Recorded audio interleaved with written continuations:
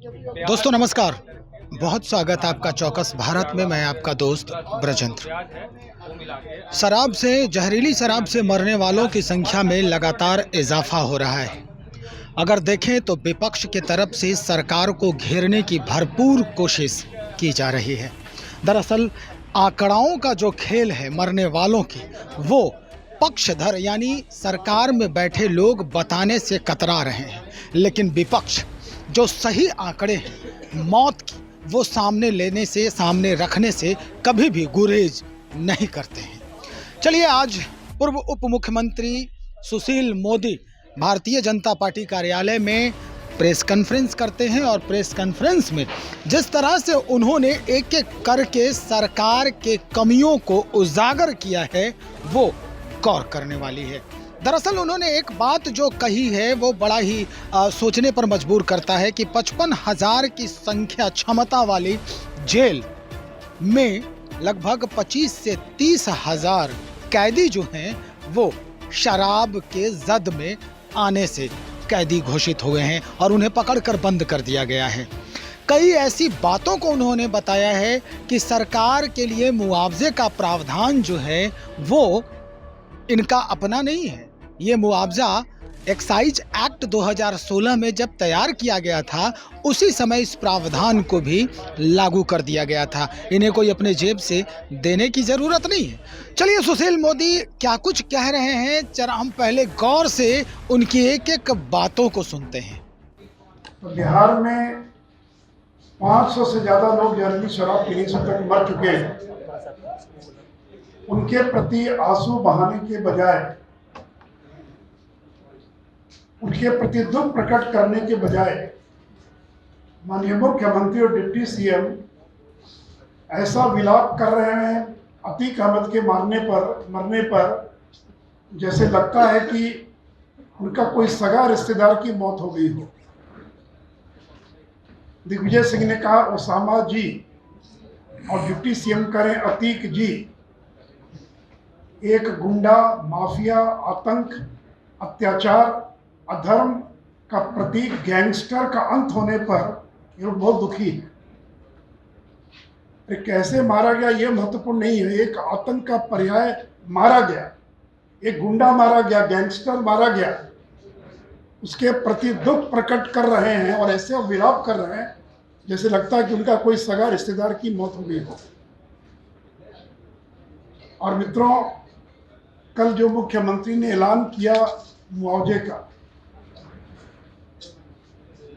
तो बिहार के मुख्यमंत्री को बीजेपी के सामने झुकना पड़ा है, घुटना टेकना पड़ा है।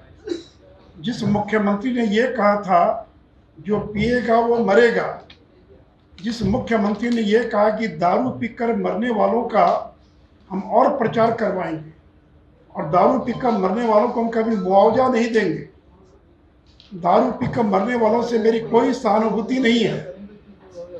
और एक बार उन्होंने 19 दिसंबर 2022 को कहा अवैध शराब से मारे गए लोगों के परिवारों के लिए मुआवजा मांगना उसी तरह है जैसे किसी बम बनाने और उसे लगाने वाले के लिए राहत मांगना। क्या राज्य सरकार उन लोगों को भी भुगतान करेगी जो बम लगाते हैं? ऐसा कभी नहीं होगा। मित्रों, जिस मुख्यमंत्री ने कभी आंसू नहीं बहाया, दुख नहीं बहाया, दुख प्रकट नहीं किया, वो मुख्यमंत्री अतीक अहमद के मारे जाने पर और दुख प्रकट कर रहे हैं। मित्रों, कल जो मुख्यमंत्री ने ऐलान किया है उसका पूरा श्रेय भारतीय जनता पार्टी को जाता है। सरकार ने कल ये स्वीकार किया कि अभी तक 199 लोगों की मौत हो चुकी है, जबकि भारतीय जनता पार्टी के अनुसार 500 से ज़्यादा लोगों की मौत जहरीली शराब पीने से हो चुकी है। सरकार का एक हमको डॉक्यूमेंट मिला है जिसमें 2019 और 20 में शून्य मृत्यु की बात कही जा रही कि कोई मौत नहीं हुई है। मित्रों, आपको मालूम है कि Bihar prohibition and excise act 2016, जो बिहार उत्पाद अधिनियम है 2016, उसकी धारा 42 में 4 लाख रुपए के मुआवजा का प्रावधान है। उस धारा 42 में यह भी प्रावधान है कि अगर जहरीली शराब पीने से कोई अगर गंभीर रूप से घायल हो जाता है या बीमार पड़ जाता है तो उसको 2 लाख रुपए तक की मदद की जाएगी, और सामान्य रूप से जो पीड़ित है उसको 20,000 रुपया का प्रावधान है। तो मरने पर 4 लाख, आंखों की रोशनी चली गई, गंभीर रूप से घायल हो गए, दिव्यांग हो गए, विकलांग हो गए तो 2 लाख, और सामान्य स्थिति में 20,000 रुपये का प्रावधान है। लेकिन बिहार सरकार ने अभी तक जिनकी आंखों की रोशनी चली गई, जो गंभीर रूप से बीमार हो गए, जिंदगी भर उनको इलाज कराना पड़ेगा, उनके लिए किसी प्रकार की घोषणा नहीं की गई है। और जो मुआवजे की प्रक्रिया है उसको इतना पेचीदा बना दिया गया है कि अगर पोस्टमार्टम रिपोर्ट नहीं है, अस्पताल में भर्ती कराया इसका प्रमाण नहीं है, शराब विक्रेता का नाम बताना पड़ेगा, तो ऐसी ऐसी शर्तें लगा दी गई है कि इसमें पोस्टमार्टम के अलावा अधिकांश लोगों को कोई सहायता नहीं मिल पाएगी। साथ ही साथ 2016 से जब से ये कानून बना तब से उसी साल मुआवजा मिलना चाहिए था 2016 से, जो 17 में मरे, 20 में मरे, लेकिन सरकार 3 साल, 4 साल, 5 साल विलम्ब से मुआवजा दे रही है। तो परिवार तो उजड़ गया, बर्बाद हो गया। तो सरकार को जिन लोगों को विलम्ब से मुआवजा दिया जा रहा है उनको ब्याज सहित मुआवजा मिलना चाहिए। 2017 में जिसकी मौत हो गई उसको आज आप 5 साल के बाद 4 लाख दे रहे हैं। अगर तत्काल पैसा दे दिया होता तो उसका परिवार जो बच जाता, उसका परिवार बच्चों की पढ़ाई करा पाता। तो इसलिए वैसे लोगों को चूँकि आपने विलम्ब किया देने में, कानूनी प्रावधान है, आप देकर कोई एहसान नहीं कर रहे हैं, क्योंकि एक्साइज एक्ट की धारा 42 में प्रावधान है। अगर प्रावधान नहीं होता तो 2016 में गोपालगंज के खजूरबन्नी में 19 लोग जो मरे उनको 4 लाख का मुआवजा क्यों दिया आपने? कैसे दिया मुआवजा? किस नियम के तहत मुआवजा दिया? अगर 2016 में 19 लोगों को मुआवजा मिल सकता है तो 17 में, 18 में, 19 में, 20 में, 21 में, 22 में बाद में मरने वालों को क्यों नहीं मिलेगा? और 17 वालों को 5 साल बाद दीजिएगा तो भी उसको 40 लाख की राशि मिलेगी। इसलिए मित्रों, विलम्ब से जिन लोगों को मुआवजा मिल रहा है या मिलेगा उनको 4 लाख रुपया पर ब्याज सहित उनको मुआवजा दिया जाए।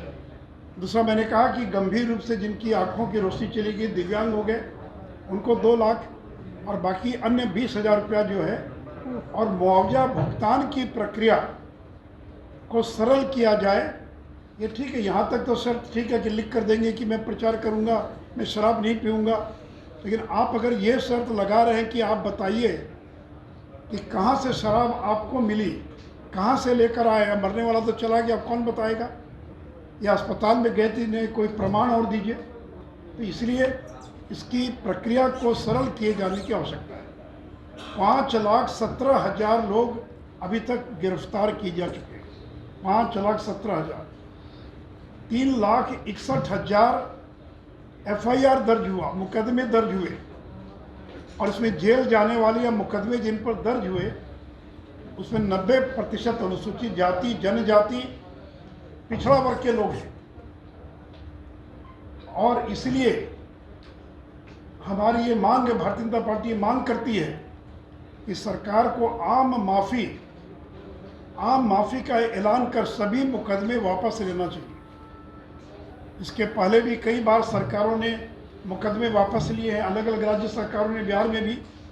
तो जितने मुकदमे चल रहे हैं शराबबंदी से जुड़े हुए, यानी 1 अप्रैल के पहले के जितने मुकदमे FIR हैं, उन सारे मुकदमों को विड्रॉ किया जाए, वापस लिया जाए। और अभी भी जेलों में 25,000 लोग बंद हैं। बिहार की जेल की क्षमता 55,000, और 25,000 यानी आधे लोग बंद हैं जो शराबबंदी के अंदर जेल चले गए। तो वैसे लोगों को तत्काल जो है और रिहा किया जाए।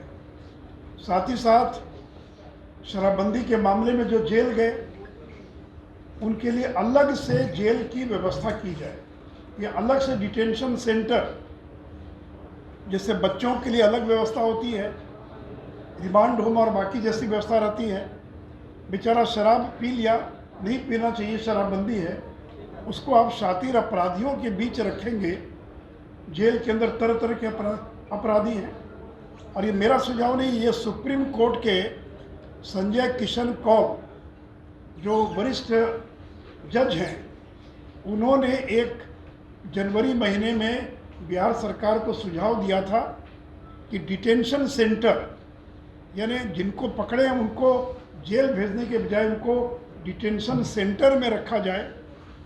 और साथ ही साथ उन्होंने ये भी कहा था, संजय किशन कौल ने, कि जल्द से जल्द स्पेशल कोर्ट बनाइए। और मुख्यमंत्री की बार बार घोषणा थी कि स्पीडी ट्रायल कराएंगे, स्पेशल कोर्ट बनाएंगे।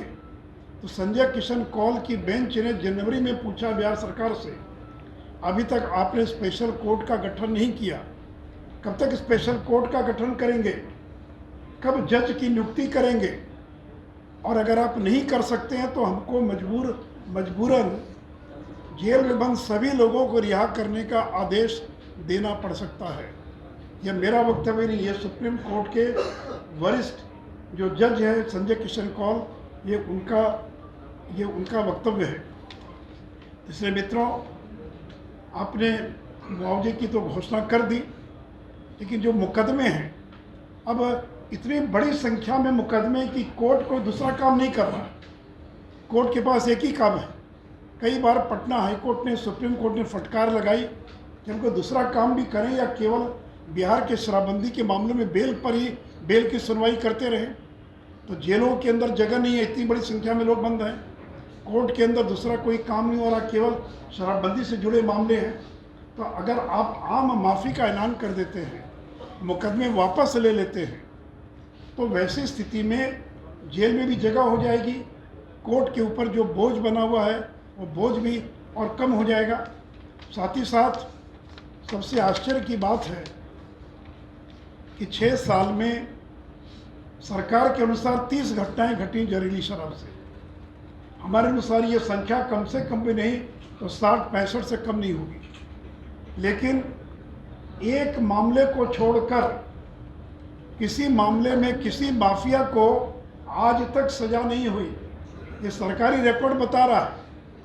जो पी कर गए जेल, उसमें तो बहुत लोगों को सज़ा हुई, लेकिन जो तस्करी करने वाले हैं, जो जहरीली शराब बेचने वाले हैं, उसमें केवल एक गोपालगंज की खजरबुन्नी में जो पहली घटना घटी थी, जिसमें 19 लोगों को सरकार ने मुआवजा भी दिया, उस मामले को छोड़कर एक भी मामले में आज तक किसी को सज़ा नहीं हुई। आधे से ज़्यादा मामले में चार्जशीट फाइल नहीं हुआ, आधे से ज़्यादा मामले में ट्रायल शुरू नहीं हुआ, सज़ा तो मिलना दूर की बात है। और खजूरबन्नी के जिस मामले में फांसी की सज़ा और आजीवन कारावास की सज़ा मिली थी, उसको भी कोर्ट ने स्टे कर दिया। तो परिणामतः आज के दिन बिहार के अंदर कोई शराब माफिया जिसके कारण जहरीली शराब से मौत जिनके कारण हुई है, उसमें एक भी व्यक्ति को, नीतीश जी आपकी सरकार किसी को दोषी करार नहीं करा पाई, किसी को सज़ा नहीं दे पाई। आपसे सवाल है कि आप स्पेशल कोर्ट का गठन क्यों नहीं करा पाए, स्पीडी ट्रायल आप क्यों नहीं करा पाए। उसे मित्रों, कुल मिलाकर बिहार में शराबबंदी पूरी तरह से विफल है। फिर नाम मात्र की शराबबंदी है। शराबबंदी की मरी लाश को सरकार, नीतीश कुमार की सरकार की जो विफलता है, और ख़ास करके मुआवजे को लेकर बीजेपी जिस प्रकार लगातार आकर हमला कर रही थी, मांग कर रही थी, मुझे खुशी है कि भले आधे अधूरे मन से ही क्यों न हो, उनको घोषणा करनी पड़ी, लेकिन बाकी चीज़ों के लिए भी हम सरकार पर आगे भी लगातार हम दबाव और बनाते रहेंगे। मुझे पता नहीं, आंसू तो नहीं ना बहाया उन्होंने, सम्राट चौधरी ने आंसू बहाया क्या कि मर गए, बड़ा गलत हुआ। अरे भाई, एक अपराधी मारा गया, उस अपराधी, और इनके पार्टी में तो शहाबुद्दीन, राजवल्लभ यादव, तो ऐसे लोगों की, इनकी तो पार्टी में, महागठबंधन में तो ऐसे लोग हैं जिनको दुखी है, जिनके मारे जान, ठीक है, मारने की पद्धति पर मतभेद हो सकता है, लेकिन राजू पाल का मर्डर हुआ तो आंसू क्यों नहीं बहाया नीतीश जी ने? 100 से ज़्यादा मुकदमे चल रहे, कितनी विधवाएं हो गई, कितने लोगों का कत्ल करा दिया। कभी आपने उस पर तो सहानुभूति नहीं प्रकट की कि बड़ा गलत काम किया, कभी कंडेम तो नहीं किया। लेकिन एक गुंडा आतंक का पर्याय अपराधी मारा जाता है तो आपको बड़ा दुख होता, बड़ी तकलीफ होती है। इसे लगता है कि कोई आपका सगा रिश्तेदार जो है उसकी मौत हो गई हो। तो सुना आपने कि किस तरह से क्या कह रहे हैं। उन्होंने सरकार को घेरते हुए ये स्पष्ट कर दिया है कि सरकार 500 के मौत को 32 और 34 मौत बताती है। दरअसल जिनके शराब से, जहरीली शराब से आंखें अंधी हो गई हैं, जो विकलांग हो गए हैं यानी अंग भंग जिनका हो गया है, या जिनकी मौत हो गई है, जो किसी कारणवश अपने कार्य से नहीं कर पा रहे हैं, काम को नहीं कर पा रहे हैं, उनके लिए अलग अलग जो परेशानियां, अलग अलग जो उसके इफ़ेक्ट्स हैं शराब के, उसके लिए कितना कितना मुआवजा है और सरकार को अब क्या करने की ज़रूरत है। चलिए देखते हैं इनकी बातों का क्या असर पड़ता है महागठबंधन की सरकार पर और क्या कुछ बदलाव आता है। घोषणा तो हो ही गया है 4 लाख रुपए का, देखते हैं किसको मिलता है और कौन वंचित रहता है। आप बने रहे हमारे साथ, बहुत शुक्रिया आपका।